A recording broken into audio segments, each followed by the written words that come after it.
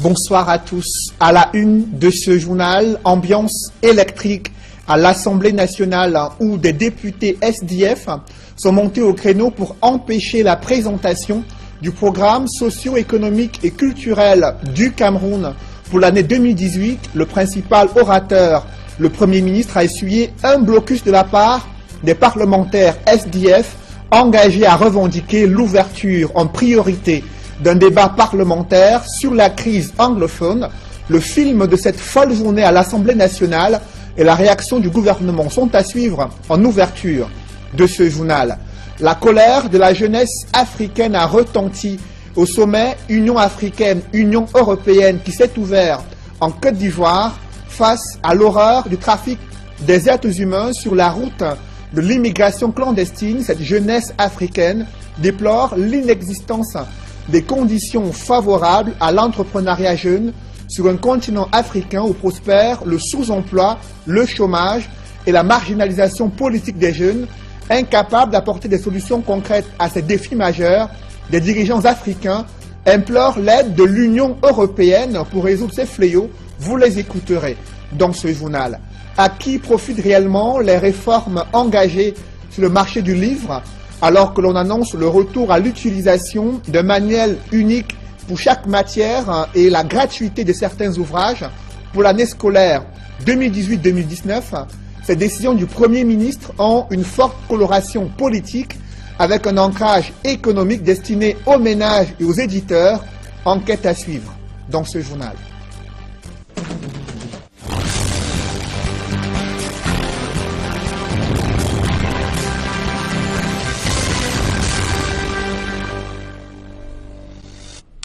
Merci de suivre cette édition complète de l'information sur Equinox Télévision. Ils sont encore montés au créneau pour empêcher cette fois-ci la présentation du programme économique, politique et social du Cameroun pour le compte de l'année 2018. Le Premier ministre Philémon Yan, principal orateur à l'Assemblée nationale, a essuyé un sérieux revers. Des parlementaires SDF l'ont empêché de dérouler ce programme économique et social et culturel. Ils ont hué le Premier ministre pour revendiquer l'ouverture en priorité d'un débat parlementaire sur la crise sociopolitique anglophone. Le film de cette folle journée avec Joël Essenge et Guy Zogo. La colère du Social Democratic Front, SDF, ne retombe pas à l'Assemblée nationale. C'est le Premier ministre qui l'a essuyé alors qu'il était venu délivrer le traditionnel programme économique, financier, social et culturel du gouvernement devant la représentation nationale. D'emblée, le président du groupe parlementaire SDF à l'Assemblée nationale a posé les exigences de son parti dans une ambiance électrique.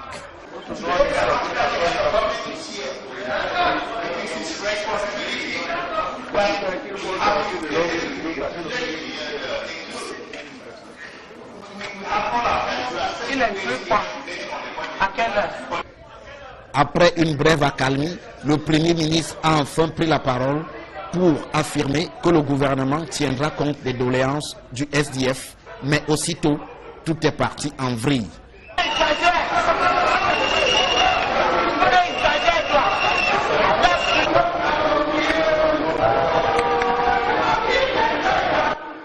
C'est alors une véritable foire d'empoigne qui a suivi, le Premier ministre délivrant alors un discours inaudible.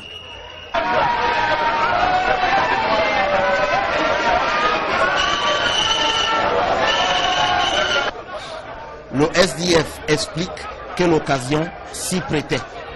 C'est une occasion pour nous, tout indiqué, de demander au Premier ministre qu'il est un peu hors sujet.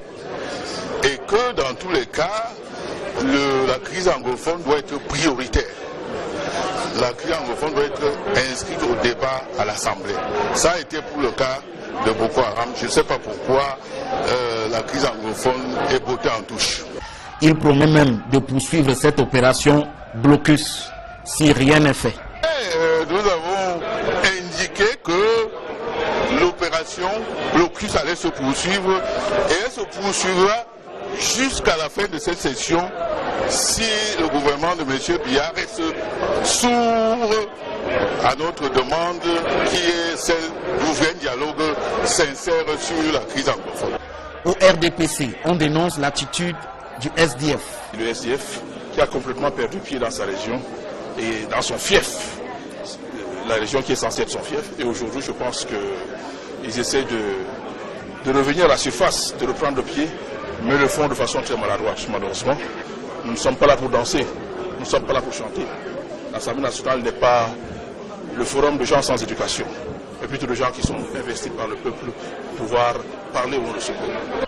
Achevé dans la confusion, le discours du Premier ministre, malgré les chants des députés RDPC, aura été loin de détonner au cœur du Parlement. Vous le voyez, les revendications liées à la crise anglophone commencent déjà à paralyser l'Assemblée nationale, à tel point qu'une escalade a été vécue ce jour à la Chambre basse du Parlement. Je vous propose de suivre à nouveau cette ambiance électrique comme si vous y étiez à l'hémicycle du Palais des Verts de Ngouaekele.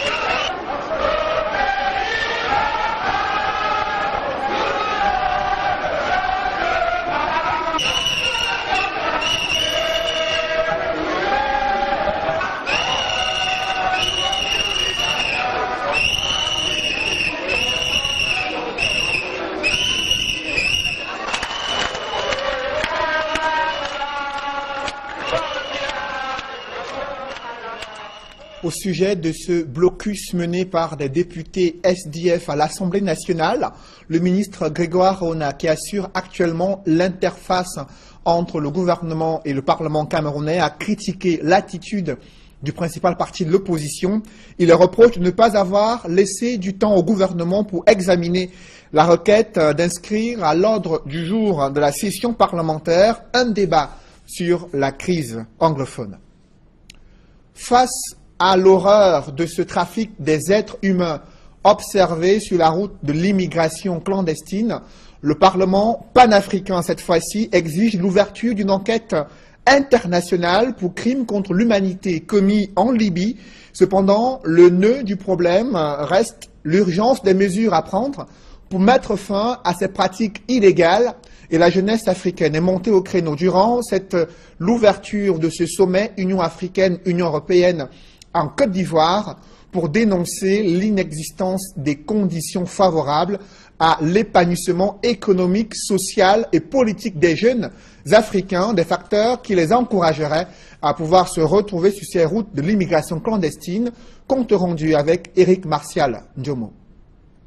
Dans la série de discours qui ont ponctué l'ouverture des travaux de ce 5e sommet Union africaine-Union européenne figure en bonne place celui de Francine Muyumba, présidente de la jeunesse panafricaine. La jeune Congolaise a explicitement donné la solution pour une cessation des migrations des jeunes vers l'Europe, solution qui porte sur la bonne gouvernance et la création d'emplois par les dirigeants africains. Pourquoi nous devons promouvoir l'entrepreneuriat? Parce que l'entrepreneuriat est vital à la création d'emplois de jeunes. Aujourd'hui, nous avons des jeunes Africains qui, tout à l'heure, vous venez de mentionner, qui sont en train de traverser des moments plus difficiles de notre vie, de notre génération. Ceux qui sont en Libye en ce moment, en train d'aller chercher la vie en Europe, parce qu'ils en ont marre, bien évidemment, de peut-être la vie qu'ils sont en train de traverser en Afrique. La crise migratoire et la traite humaine en cours en Libye sont longuement revenus dans les discours et fortement condamnés par les uns et les autres. La question de l'immigration, vers l'Europe surtout, se pose en termes dramatiques. Les embarcations de la mort en haute mer rivalisent dans une lugubre tragédie avec le naufrage dans l'océan des dunes et des terrains rocailleux du Grand Sahara. Ces défis nous sont communs. Nos responsabilités partagées ici sont écrasantes et nous interpellent au plus profond de nos consciences. Jusqu'à quand allons-nous, vous et nous, observer cette tragédie, insensibles, impuissants, inactifs, paralysés? Je m'adresse à vous, horrifiés et hantés. Combien d'autres citoyens du monde par les images des migrants africains vendus aux enchères comme esclaves sur le territoire libyen? Notre sommet doit être le point de départ d'une action résolue. L'actualité nous offre un triste exemple en Libye et nous interpelle sur une situation qui est devenue totalement inacceptable. Face à ce drame ignoble qui nous rappelle les pires heures de l'histoire de l'humanité, j'en appelle à notre sens de la responsabilité collective. La jeunesse, qui représente plus de 60% de la population africaine, est au cœur des travaux de ce 5e sommet Union africaine-Union européenne. Les questions d'ordre sécuritaire ont également amplement été évoquées dans les prises de parole, avec des approches de solutions différentes, mais toutes tournées vers la nécessité d'une solidarité accrue entre l'Afrique et l'Europe. Et je salue l'attention portée à la jeunesse, notamment la recherche d'un développement durable, inclusif et créateur d'emplois pour les jeunes. Les jeunes sont le moteur de nos sociétés et nous devons les écouter. Il nous faut les mettre au cœur de nos plans de développement nationaux et internationaux. Répondre à leurs aspirations est essentiel dans une perspective de développement. Le sommet s'achève ce jeudi par une séance à huis clos sur la gouvernance. Des facteurs qui encouragent et poussent les jeunes Africains à emprunter les routes de l'immigration clandestine, ce sont les mauvaises conditions de travail et le sous-emploi dans le pays d'origine. Illustration avec un mouvement d'humeur observé sur le site d'une centrale à gaz située à Lokbaba, dans le 3e arrondissement de Douala. Des ouvriers y ont manifesté ce matin. Ils réclament le paiement de leur salaire après des licenciements qu'ils jugent abusifs. Des précisions avec Donald Anouzoua dans ce reportage. À l'entrée du site de la centrale à gaz de Lokbaba, les membres du syndicat national des travailleurs du fourrage et assimilés du Cameroun donnent de la voix. Nos familles vont nous rejoindre bientôt là, ils sont en train d'appeler, bon les enfants sont allés à l'école, mais nos familles, toutes nos familles seront ici et nous verrons les enfants, tout le monde, nous dormirons ici. Les travailleurs, entourés des forces du maintien de l'ordre qui encadrent leur mouvement d'humeur, font savoir qu'ils ont été abusivement licenciés pour avoir revendiqué l'application de la convention collective de leur secteur d'activité. Nous avons été abusivement chassés, je dirais chassés, parce que nous devons reprendre le service, mais on nous a demandé de ne plus revenir. Pourquoi? Parce que nous réclamons l'application de la convention depuis plus d'1 an. Et ils n'ont jamais respecté, il n'y a jamais eu d'assurance ici, ce que nous réclamons. Nous travaillons beaucoup plus que ce que nous devons faire. Que ça, c'est l'esclavage carrément. Et c'est pancartes en main qu'ils réclament le paiement de leurs droits de fin de contrat. Nous sommes en route ici pour que le reliquat de nos salaires, selon la convention, nous soit reversé, premièrement. Deuxièmement, que le licenciement abusif soit complètement qu'on nous règle selon le code du travail. Maintenant, nous voulons que le droit soit respecté. Nous voulons que le Cameroun, nous voulons avoir la preuve qu'être ici est mieux qu'être à l'extérieur. En l'absence des employeurs incriminés, les travailleurs du fourrage et assimilés ont été approchés par le représentant du sous-préfet de Douala 3e qui a demandé aux grévistes de prendre leur mal en patience en attendant l'ouverture des négociations entre les parties prenantes. Et l'entreprise accusée de licenciement abusif a réagi. Elle ne se reconnaît pas dans les faits qui lui sont reprochés. Je vous propose d'écouter l'un de ses responsables qui s'exprime au micro de nos reporters. Déjà, je vais commencer par vous dire que ce personnel-là n'est pas le personnel de la société Savannah. Chacun de ces employés a un contrat de travail avec Thierry Sarr. Et leur contrat de travail, c'est le contrat de travail à durée déterminée. Étant un contrat à durée déterminée, la durée déterminée étant arrivée à échéance, leur employeur a jugé ou alors l'employeur n'a pas renouvelé ce contrat. Parce que nous, bien que n'étant pas l'employeur direct, l'employeur de ce personnel, nous nous assurons que notre contracteur puisse, n'est-ce pas, bien gérer alors son personnel. Dès la prochaine rentrée scolaire 2018, des parents d'élèves ne devraient acheter qu'un seul manuel pour chaque matière et d'autres ouvrages, d'autres livres scolaires pourraient être accessibles gratuitement dans des écoles publiques. Ces décisions du Premier ministre vous font peut-être sauter de joie au regard des probables économies à réaliser. Cependant, c'est une résurrection d'une vieille réforme qui aiguise déjà l'intérêt des éditeurs qui en sont les principaux bénéficiaires. Élisée Bogba et Marcelin Gansop. C'est terminé avec la multitude de livres pour une seule matière. Ainsi en a décidé le Premier ministre, chef du gouvernement. Dès la rentrée prochaine, le principe d'un seul livre par matière est adopté. Une véritable révolution qui nous ramène plus de 20 ans en arrière. La pratique, c'était que on mettait plusieurs livres sur la liste officielle et les établissements choisissaient. Ça avait l'inconvénient que dans la même ville et parfois dans le même quartier, des enfants fréquentant deux établissements différents n'avaient pas les mêmes livres. Maintenant qu'on ramène à un livre, il y a une loi qui est favorable au système éducatif, qui est favorable aux enseignants, aux parents. C'est qu'en imprimerie, quand vous augmentez les quantités, vous réduisez les coûts. Le livre ne va plus coûter le prix qu'il coûtait quand un éditeur faisait 1000 livres et laissait aux autres le soin de faire les 1000 autres, chacun. Donc, désormais, le livre qui coûtait 3000, lorsqu'on le faisait en 10 000 exemplaires, si on le fait en 20 000, en 30 000, en 50, parce qu'on est seul sur le marché, peut coûter 4 fois moins. Et c'est à l'avantage des parents. Qui plus est, le livre inscrit au programme scolaire aura au moins une durée de 6 ans renouvelable. Vous imaginez donc un parent qui a 3 enfants qui se suivent et qui ont un écart de 2 ans. Celui qui est au CE2 a la chance de retrouver les mêmes livres que son aîné en 6e. Parce que du CE2 à la 6e, il y a 3 ou 4 classes. Et ça permettra donc que les livres durent plus longtemps. Et quand vous aurez investi pour le premier, c'est un capital pour ses cadets, ainsi de suite. Le Premier ministre a également consacré la gratuité des manuels scolaires dans les écoles primaires publiques.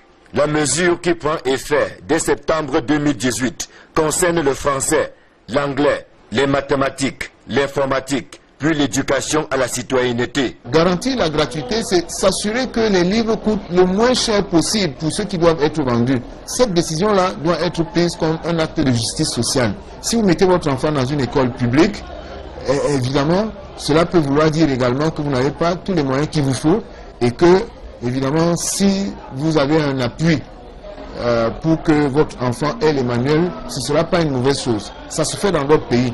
En attendant l'implémentation des actes pris par le Premier ministre, les parents poussent déjà un ouf de soulagement, de même que les éditeurs, pour qui c'est une nouvelle ère qui va s'ouvrir. On veut créer une saine émulation entre les acteurs, entre les éditeurs, pour que, sachant que j'ai des concurrents, je donne le meilleur de moi-même pour produire le meilleur livre. La concurrence va se faire en aval et ne vont émerger que les éditeurs qui seront les meilleurs. Maintenant, si vous êtes 7, il faudra être premier sur 7. Démarche pourrait être marquée. Ces réformes gouvernementales observées sur le marché du livre marquent une rupture et témoignent de la volonté de placer le manuel scolaire au centre de la formation des nouvelles générations de Camerounais. Je vous propose de suivre l'analyse du professeur Marcelin Vundaitoa, éditeur et enseignant d'université. L'une des choses qu'il faut noter dans ce texte-là, c'est que le texte qui a créé le Conseil en 2002 était un arrêté. Le texte qui organise le Conseil en 2017 est un décret. Dans la hiérarchie des textes juridiques, l'arrêté est en dessous du décret. C'est dire si le Premier ministre prend la mesure de l'importance d'un Conseil d'agrément des manuels scolaires. Par ailleurs, il convient de noter que c'est le Premier ministre qui nomme le président c'est lui qui constate la composition du conseil. Le nombre des membres du conseil qui avaient parfois, pour certains, des profils qui n'avaient rien à voir avec l'évaluation des manuels scolaires a été revu. On passe de 37 à 47 membres et c'est des membres qui ont un profil plus conséquent pour évaluer la question des manuels scolaires. C'était quelque chose à noter. Le secrétariat permanent du conseil voit également son personnel doublé. Vous voyez, ça donne de prendre la mesure de ce que le conseil représente désormais aux yeux du Premier ministre. Précisément dans sa circulaire, le Premier ministre rappelle que les objectifs de développement du Cameroun, comme de tous les pays au monde, sont adossés sur la qualité de ses ressources humaines. Et laquelle qualité est acquise par la qualité de la formation qu'on donne. Et la qualité de la formation qu'on donne dépend du livre. Le livre est la clé de voûte de tout système éducatif. Et il l'est davantage pour nous parce que nous sommes dans un pays où il y a des régions qui n'ont pas d'enseignants formés. Au-delà des éditeurs de manuels scolaires qui se frottent les mains, il y a des vendeurs de livres d'occasion qui espèrent qu'avec la mise en œuvre de cette réforme, leurs activités vont reprendre pour le grand bonheur des parents qui, à une certaine époque, avaient la possibilité d'échanger les livres entre leurs différents enfants. Reportage, Kate Diarra, Equa Claude et Georges Mitterrandam.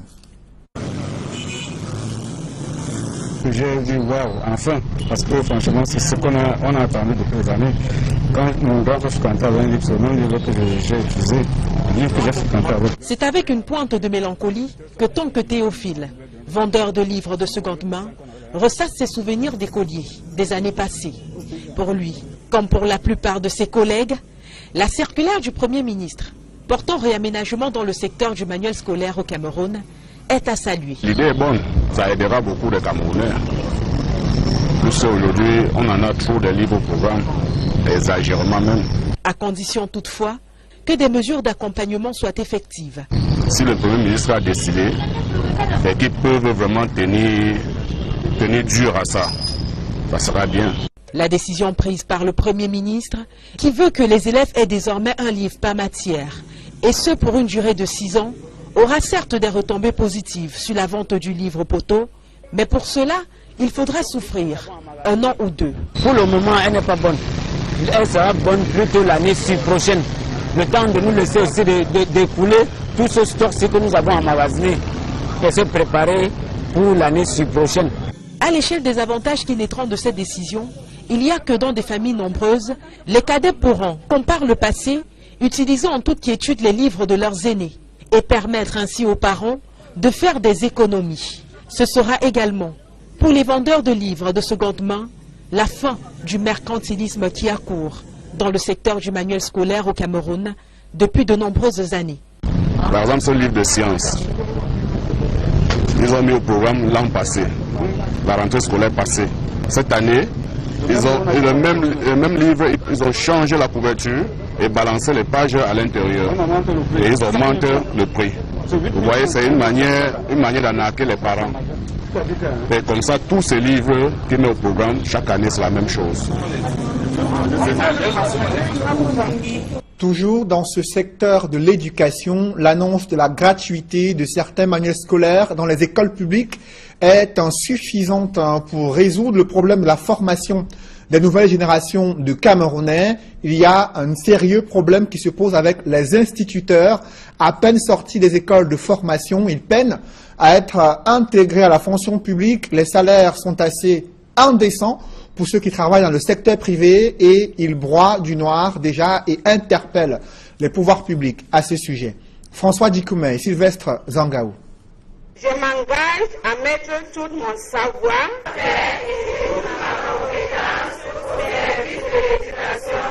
Arrivés en fin de formation, ces instituteurs et institutrices prêtent le serment de Socrate. Leur parchemin en main, les seigneurs de la Craie ont pris le ferme engagement de former convenablement les élèves. Avenir d'un Cameroun qui se veut prospère.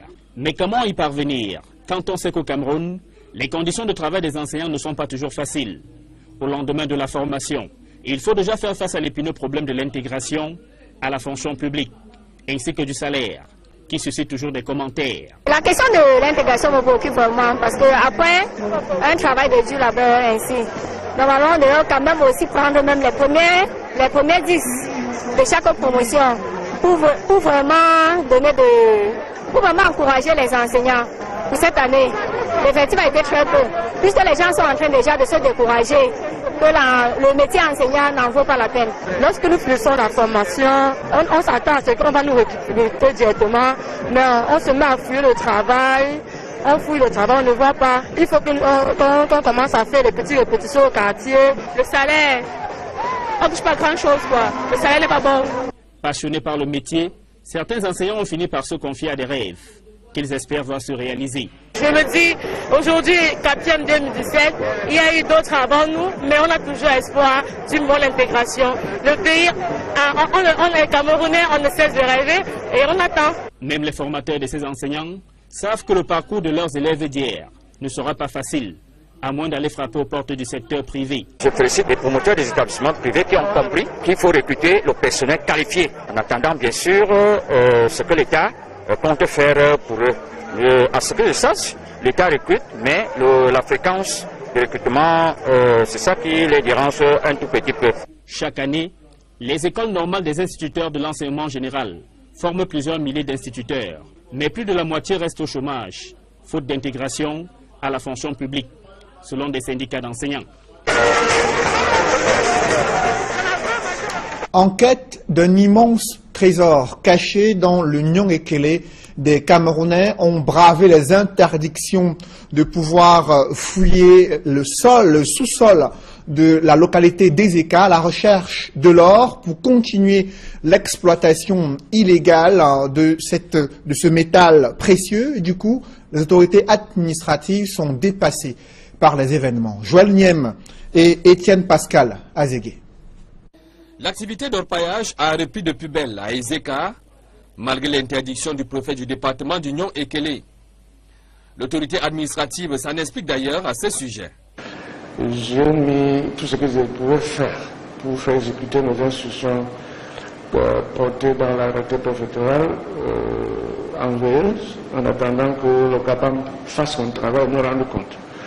À ce jour, ce compte rendu de CAPAM est attendu. La ruée vers l'or à Ezeka suscite des inquiétudes pour l'autorité traditionnelle, au vu du nombre de plus en plus croissant de la population dans leur village. Pour l'instant, on ne peut vraiment pas les contenir et les interdire totalement, parce que, je dirais, excusez-moi du terme, je dirais que nous-mêmes, la ville, nous sommes un peu dépassés. Mon village est passé de 900 personnes à 3200. Vous voyez déjà qu'on ne contrôle plus rien. Nous avons émis le vœu que le gouvernement essaye de canaliser l'or qu'on a à Ezeka pour l'évolution de la ville d'Ezeka. Le préfet d'Union Ekele reconnaît certes qu'il y a déjà quelques cas avérés d'insécurité, mais que la situation n'a pas encore atteint la cote d'alerte. Je peux bien vous dire qu'il y a des problèmes qui se posent, c'est des problèmes de petits vols. Et cela ne devrait pas nous inquiéter outre mesure. Nous sommes capables de gérer la police sur le terrain de gendarmerie à côté. Ça veut dire que nous n'avons pas encore trouvé le besoin de penser à une action répressive. Cette cote d'alerte, elle, a pourtant déjà été franchie au niveau environnemental sur les différents sites. Il n'y a pas eu un inventaire préalable pour savoir qu'il y a ces espèces, il y a des espèces à protéger. Étant donné que ce sont des marécages, ce sont des cours d'eau, ça veut dire que ce sont des zones à écologie fragile. Le cursus scolaire des élèves du lycée des Ezeka risque lui aussi être perturbé face à la forte tentation que représente l'or à Ezeka depuis sa découverte. D'ici 2 semaines, d'ici le deuxième trimestre, il est sûr que nous allons perdre quelques élèves au profit de ces chantiers. Ça c'est sûr. Parce que depuis qu'on a fini de composer, le taux d'assiduité dans les salles de classe n'est plus à 100%. Le coût des produits de première nécessité dans les marchés et boutiques n'a pas aussi échappé à l'influence que l'or a désormais sur tous les aspects de la vie active dans le chef-lieu du département d'Union Ekele. Dans l'escale internationale, à peine investi, le nouveau président zimbabwéen a dissous le gouvernement de son prédécesseur Robert Mugabe et confié temporairement deux 2 portefeuilles clés à des ministres du chef de l'État démissionnaire, le temps de pouvoir de former un nouveau gouvernement afin d'assurer la continuité des ministères essentiels. Le nouveau président zimbabwéen a nommé 2 personnalités du parti au pouvoir, la ZANU-PF, au poste des finances et des affaires étrangères. Le président zimbabwéen a tenu une réunion ce jour avec tous les directeurs des cabinets de différents ministres au Zimbabwe. À présent, la page sport avec les Lions indomptables A' qui visent au moins la demi-finale du championnat d'Afrique des Nations prévu en 2018 au Maroc. Cependant, il y a quelques inquiétudes. L'entraîneur sélectionneur Hugo Berson redoute les conditions climatiques. Le CHAN se joue en nocturne alors que les Lions indomptables A' ont l'habitude de jouer en journée. Cela pourrait affecter leur performance. Je vous propose de suivre ce reportage avec Emmanuel Diop et Ike Cyril. 25 joueurs convoqués pour la dernière phase de la préparation du championnat d'Afrique des Nations CHAN 2018. Rigobert Sambahana, le sélectionneur des Lions indomptables A', explique que l'heure n'est plus à la dispersion des énergies. Je ne voulais pas prendre le risque de toujours d'élargir toujours ma liste parce qu'après je serai dans le désordre. Parce qu'il y a un moment où j'ai commencé le stage avec 40 joueurs, le premier stage. Et en 2 semaines, il a fallu que je divise ça en 2, de rester avec une certaine partie. Pour le CHAN 2018, le Cameroun est logé dans le groupe D, aux côtés du Congo, de l'Angola et du Burkina Faso. Des adversaires dont l'entraîneur sélectionneur entend visionner les matchs de préparation afin de mieux huiler sa stratégie. C'est prévu d'avoir les images et voir comment ils se comportent. Ça va permettre que même nos joueurs sachent comment est-ce qu'ils doivent procéder.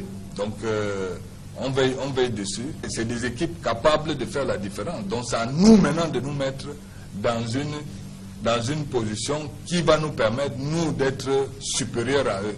L'objectif pour le Cameroun est clair au CHAN 2018, aller au moins en demi-finale et pourquoi pas remporter le trophée.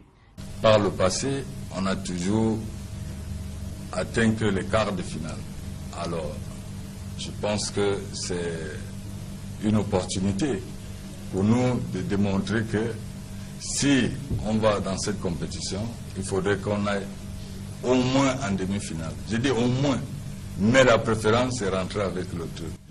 Si Rigobert Sambahana dégage une telle sérénité, il redoute tout de même les conditions climatiques qui pourraient plomber le jeu de son équipe. Le problème qu'on va avoir, c'est les horaires de match. Jouer à 19h30 est différent de nous qui sommes habitués à jouer à des heures où c'est 14h, 16h. Donc on est en train de mettre ça en place pour que nos entraînements déjà, il faudrait qu'on habitue les joueurs déjà à jouer dans ces heures-là. Rendu à sa 5e édition, le championnat d'Afrique des Nations CHAN se dispute du 13 janvier au 4 février 2018 au Maroc. Mesdames, Messieurs, c'est la fin de ce journal. Merci de l'avoir suivi. Restez sur Equinox Télévision autour de 21h, l'émission 237 Le Débat, présentée par Duval Fangwa. Bonne soirée sur Equinox Télévision.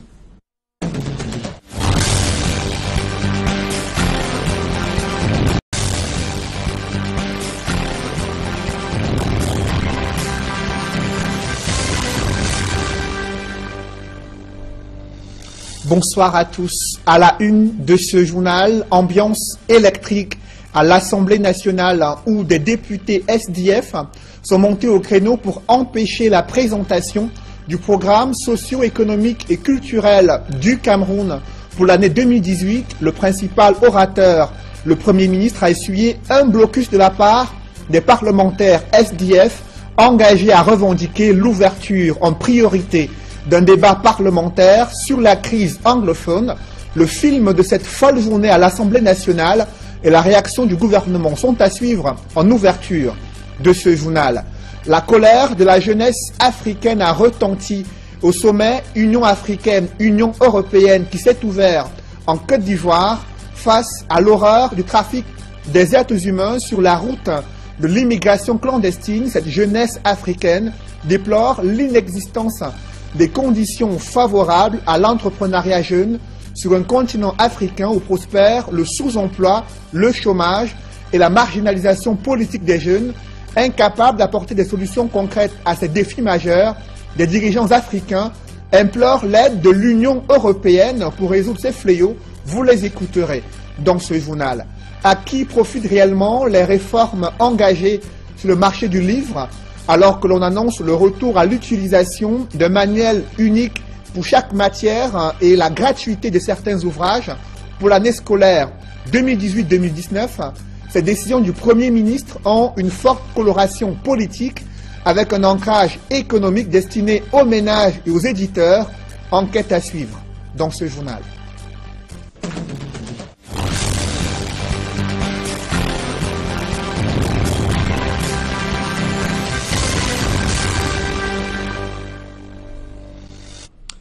Merci de suivre cette édition complète de l'information sur Equinox Télévision. Ils sont encore montés au créneau pour empêcher cette fois-ci la présentation du programme économique, politique et social du Cameroun pour le compte de l'année 2018. Le Premier ministre Philémon Yon, principal orateur à l'Assemblée nationale, a essuyé un sérieux revers. Des parlementaires SDF l'ont empêché de dérouler ce programme économique, et social et culturel.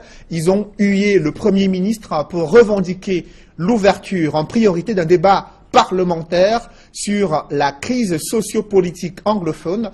Le film de cette folle journée avec Joël Essenge et Guy Zogo.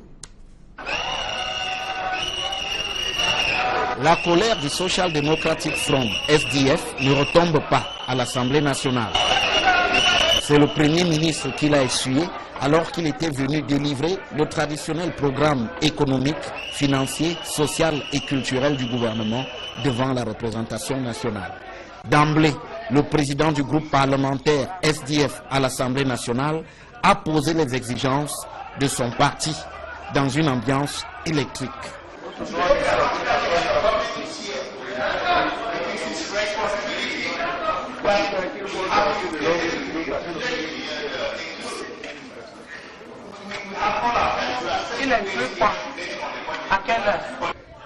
Après une brève accalmie, le Premier ministre a enfin pris la parole pour affirmer que le gouvernement tiendra compte des doléances du SDF, mais aussitôt, tout est parti en vrille.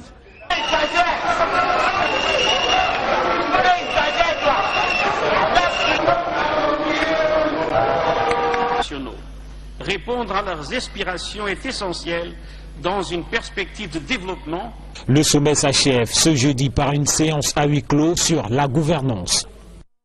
Des facteurs qui encouragent et poussent les jeunes Africains à emprunter les routes de l'immigration clandestine, ce sont les mauvaises conditions de travail et le sous-emploi dans le pays d'origine.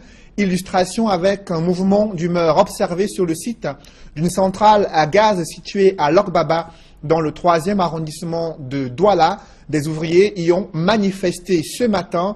Ils réclament le paiement de leur salaire après des licenciements qu'ils jugent abusifs. Des précisions avec Donald Anouzoua dans ce reportage. À l'entrée du site de la centrale à gaz de Lokbaba, les membres du syndicat national des travailleurs du fourrage et assimilés du Cameroun donnent de la voix. Nos familles vont nous rejoindre bientôt. Là, ils ont été en train d'appeler. Bon, les enfants sont allés à l'école, mais nos familles, toutes nos familles seront ici. Et nous verrons les enfants, tout le monde, nous dormirons ici. Les travailleurs, entourés des forces du maintien de l'ordre qui encadrent leur mouvement d'humeur, font savoir qu'ils ont été abusivement licenciés pour avoir revendiqué l'application de la convention collective de leur secteur d'activité. Nous avons été abusivement chassés, je dirais chassés, parce que nous devons reprendre le service, mais on nous a demandé de ne plus revenir. Pourquoi? Parce que nous réclamons l'application de la convention depuis plus d'1 an. Et ils n'ont jamais respecté, il n'y a jamais eu d'assurance ici, ce que nous réclamons. Nous travaillons beaucoup plus que ce que nous devons faire.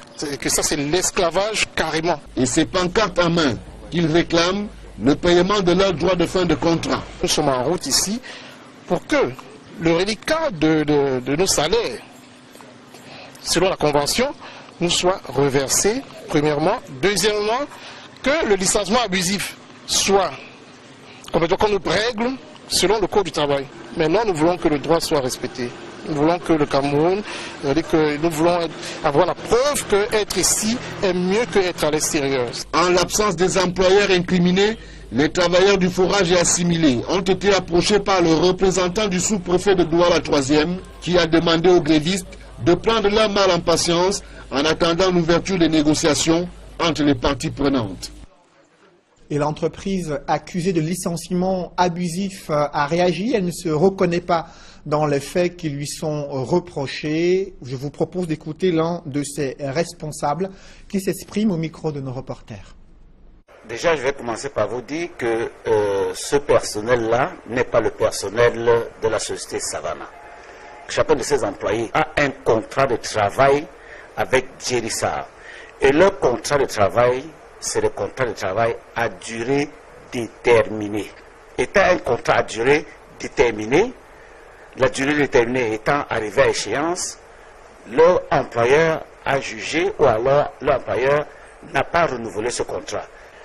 Parce que nous, bien que n'étant pas l'employeur direct, l'employeur de ce personnel, nous nous assurons que notre contracteur puisse, n'est-ce pas, bien gérer alors son personnel.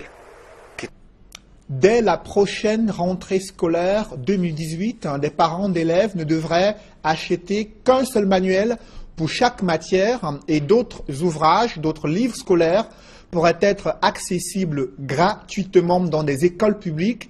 Ces décisions du Premier ministre vous font peut-être sauter de joie. Au regard des probables économies à réaliser, cependant, c'est une résurrection d'une vieille réforme qui aiguise déjà l'intérêt des éditeurs qui en sont les principaux bénéficiaires. Élisée a critiqué l'attitude du principal parti de l'opposition. Il le reproche de ne pas avoir laissé du temps au gouvernement pour examiner la requête d'inscrire à l'ordre du jour de la session parlementaire un débat sur la crise anglophone.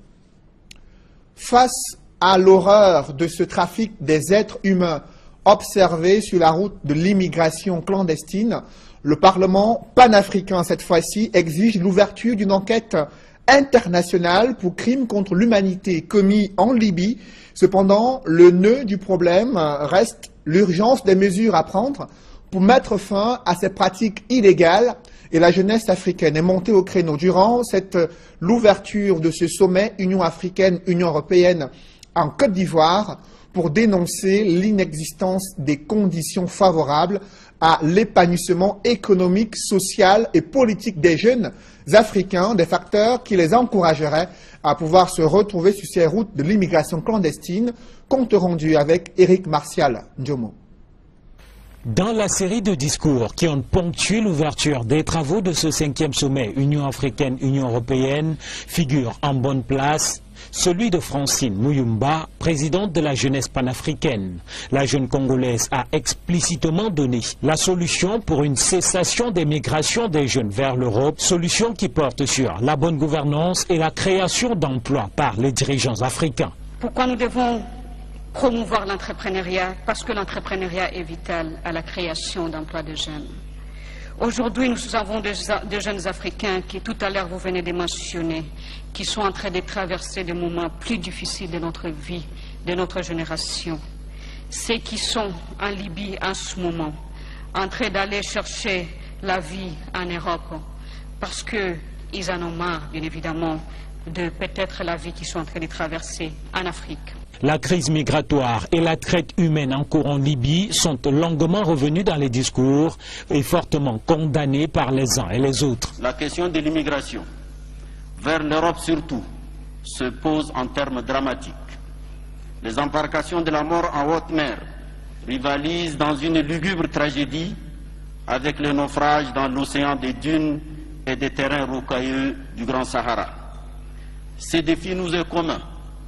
Nos responsabilités partagées ici sont écrasantes et nous interpellent au plus profond de nos consciences.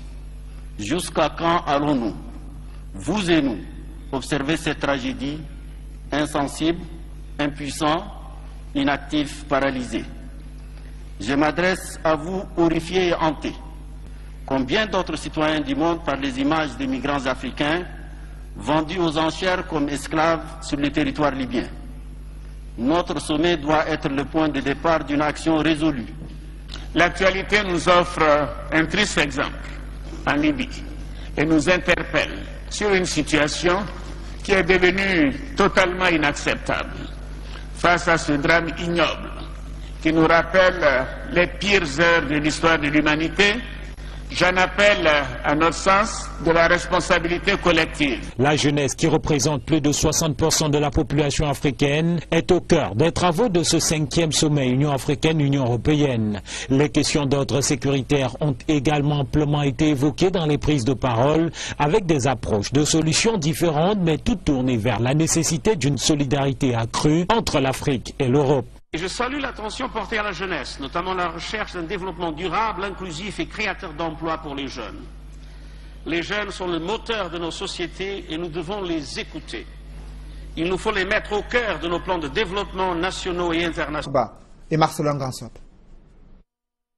C'est terminé avec la multitude de livres pour une seule matière. Ainsi en a décidé le Premier ministre, chef du gouvernement. Dès la rentrée prochaine, le principe d'un seul livre par matière est adopté. Une véritable révolution qui nous ramène plus de 20 ans en arrière. La pratique, c'était que on mettait plusieurs livres sur la liste officielle et les établissements choisissaient. Ça avait l'inconvénient que dans la même ville et parfois dans le même quartier, des enfants fréquentant 2 établissements différents n'avaient pas les mêmes livres. Maintenant qu'on ramène à un livre, il y a une loi qui est favorable au système éducatif, qui est favorable aux enseignants, aux parents. C'est qu'en imprimerie, quand vous augmentez les quantités, vous réduisez les coûts. Le livre ne va plus coûter le prix qu'il coûtait quand un éditeur faisait 1000 livres et laissait aux autres le soin de faire les 1000 autres, chacun. Donc, désormais, le livre qui coûtait 3000, lorsqu'on le faisait en 10 000 exemplaires, si on le fait en 20 000, en 30 000, en 50, parce qu'on est seul sur le marché, peut coûter 4 fois moins. Et c'est à l'avantage des parents. Qui plus est, le livre inscrit au programme scolaire aura au moins une durée de 6 ans renouvelable. Vous imaginez donc un parent qui a 3 enfants qui se suivent et qui ont un écart de 2 ans. Celui qui est au CE2 a la chance de retrouver les mêmes livres que son aîné en 6e. Parce que du CE2 à la 6e, il y a 3 ou 4 classes. Et ça permettra donc que les livres durent plus longtemps. Et quand vous aurez investi pour le premier, c'est un capital pour ses cadets, ainsi de suite. Le Premier ministre a également consacré la gratuité des manuels scolaires dans les écoles primaires publiques. La mesure qui prend effet dès septembre 2018 concerne le français, l'anglais, les mathématiques, l'informatique, puis l'éducation à la citoyenneté. Garantir la gratuité, c'est s'assurer que les livres coûtent le moins cher possible pour ceux qui doivent être vendus. Cette décision-là doit être prise comme un acte de justice sociale. Si vous mettez votre enfant dans une école publique, évidemment, cela peut vouloir dire également que vous n'avez pas tous les moyens qu'il vous faut et que, évidemment, si vous avez un appui pour que votre enfant ait les manuels, ce ne sera pas une mauvaise chose. Ça se fait dans d'autres pays. En attendant l'implémentation des actes pris par le Premier ministre, les parents poussent déjà un ouf de soulagement, de même que les éditeurs, pour qui c'est une nouvelle ère qui va s'ouvrir. On veut créer une saine émulation entre les acteurs, entre les éditeurs, pour que, sachant que j'ai des concurrents, je donne le meilleur de moi-même pour produire le meilleur livre. La concurrence va se faire en aval. Et ne vont émerger que les éditeurs qui seront les meilleurs. Maintenant, si vous êtes 7, il faudra être premier sur 7. Démarche pourrait être marquée. Ces réformes gouvernementales observées sur le marché du livre marquent une rupture et témoignent de la volonté de placer le manuel scolaire au centre de la formation des nouvelles générations de Camerounais. Je vous propose de suivre l'analyse du professeur Marcelin Vundaitoa, éditeur et enseignant d'université.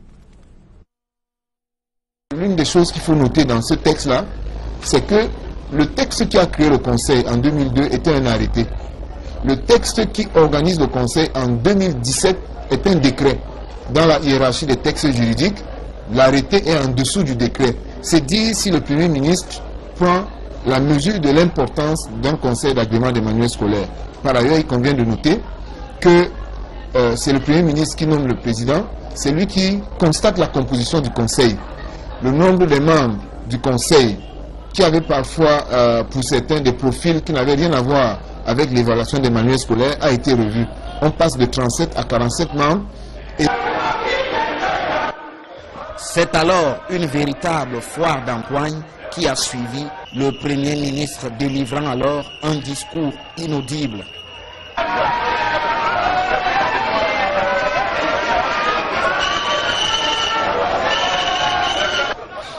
Le SDF explique que l'occasion s'y prêtait. C'est une occasion pour nous, tout indiquait, de demander au Premier ministre qu'il est un peu hors sujet et que dans tous les cas, la crise anglophone doit être prioritaire.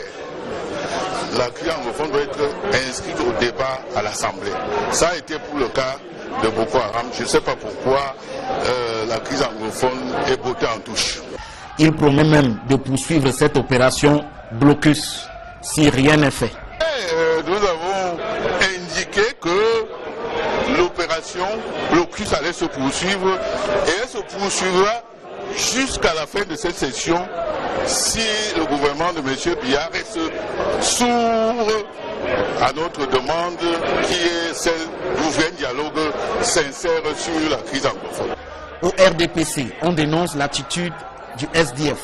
Le SDF qui a complètement perdu pied dans sa région et dans son fief, la région qui est censée être son fief. Et aujourd'hui, je pense qu'ils essaient de revenir à la surface, de reprendre pied, mais le font de façon très maladroite, malheureusement. Nous ne sommes pas là pour danser, nous ne sommes pas là pour chanter. L'Assemblée nationale n'est pas le forum de gens sans éducation, mais plutôt de gens qui sont investis par le peuple pour pouvoir parler au nom de ce peuple. Achevé dans la confusion, le discours du Premier ministre, malgré les chants des députés RDPC, aura été loin de détonner au cœur du Parlement.